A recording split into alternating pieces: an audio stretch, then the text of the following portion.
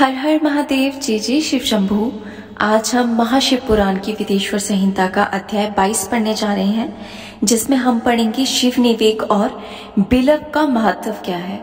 ऋषि बोले, हे सूत जी, हमने पूर्व में सुना है कि शिव का निवेक ग्रहण नहीं करना चाहिए।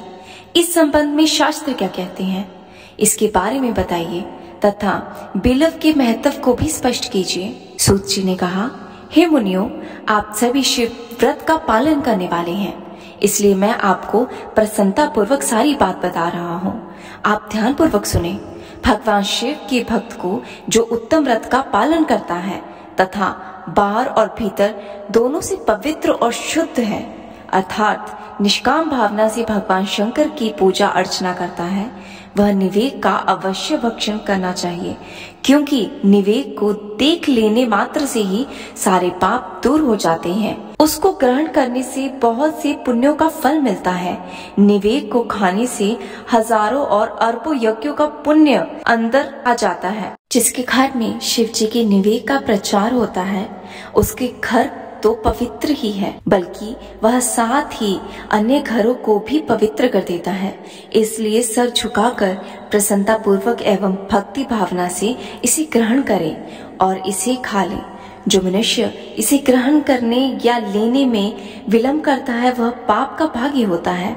शिव की दीक्षा से युक्त शिव भक्त के लिए निवेक महाप्रसाद है। जो मनुष्य भगवान शिव के अलावा अन्य देवताओं की दीक्षा भी धारण किए हैं, उनके संबंध में ध्यान पूर्वक सुनिए। ब्राह्मणों, जहाँ से शालग्राह शिला की उत्पत्ति होती है, वहाँ उत्पन्न लिंग में, रसलिंग में, पाषाण, रजत तथा सुवर्ण से निर्मित लिंग में देवताओं तथा सिद्धियों द्वारा प्रतिष्ठा लिंग में केसर लिंग, स्फटिक लिंग, रतन लिंग तथा समस्त ज्योतिर्लिंग में विराजमान भगवान शिव के निवेक को ग्रहण करना चंद्रायण व्रत के समान पुण्यदायक होता है। शिव निवेक भक्षण करने एवं उसे सिर पर धारण करने से ब्रह्म हत्या के पाप से भी छुटकारा मिल जाता है और मनुष्य पवित्र हो जाता है।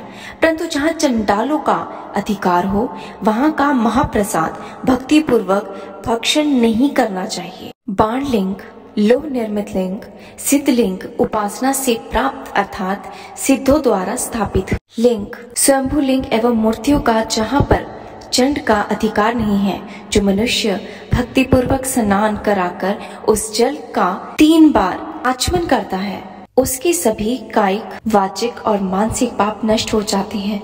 जो वस्तु भगवान शिव को अर्पित की जाती है, वह अत्यंत पवित्र मानी जाती है। हे ऋषियों, बिलव अर्थात बेल का वृक्ष महादेव का रूप है। देवताओं द्वारा इसकी स्तुति की गई है।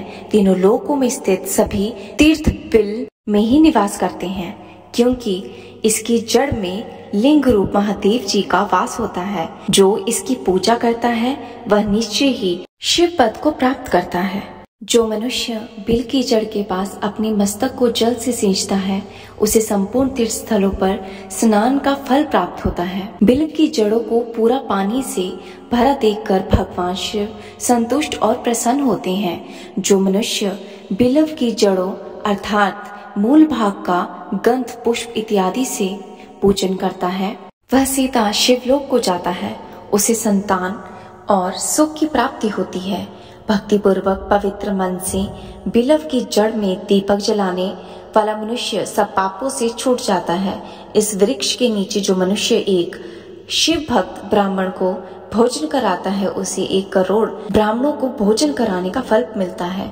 इस वृक्ष के नीचे दूध, घी के पके अन्न का दान करने से दरिद्रता दूर हो जाती है। हे ऋषियों, प्रवृत्ति और निवृत्ति 2 मार्ग है। प्रवृत्ति के मार्ग में पाठ पूजा करने से मनोरथ पूर्ण हो जाते हैं, वह संपूर्ण अभीष्ट फल प्रदान करते हैं। किसी सुपात्र गुरु द्वारा विधि विधान से पूजन कराएं। अभिषेक के बाद अगहनी चावल से बना निवेक अर्पण करें। पूजा के अंत में शिवलिंग को संपुट में विराजमान कर घर में किसी शुद्ध स्थान पर रख दे।